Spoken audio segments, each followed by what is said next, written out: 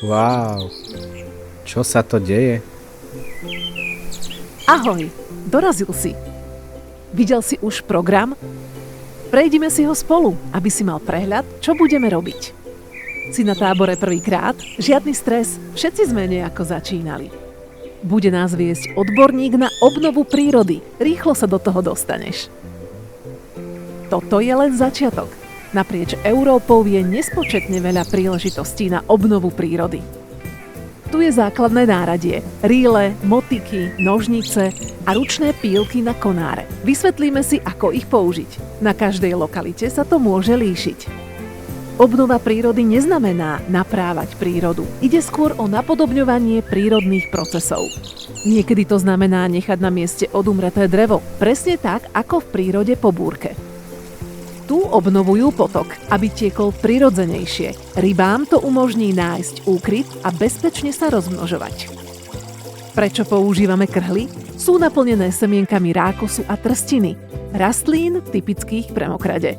Tento tábor sa venuje obnovovaniu rašelinísk, ekosystému, ktorý potrebuje trvalý nadbytok vody. Ochrana biodiverzity začína obnovou biotopov. Ciseľ pasienkový je európsky endemit. Inde na svete ho nenájdeš. Na tomto tábore im pomáhame tým, že lúku udržiavame v dobrom stave. Takto to vyzerá, keď lúka zarastie. Motýle sa kvôli hustému porastu nemôžu rozmnožovať a hrozí im vyhynutie. A čo je naša úloha? Udržiavať biotopy funkčné a dať divokej prírode šancu. Trochu námahy z našej strany môže rozhodnúť o ich budúcnosti. Odstraňovanie nepôvodných druhov je občas únavné, no môže mať veľký dopad.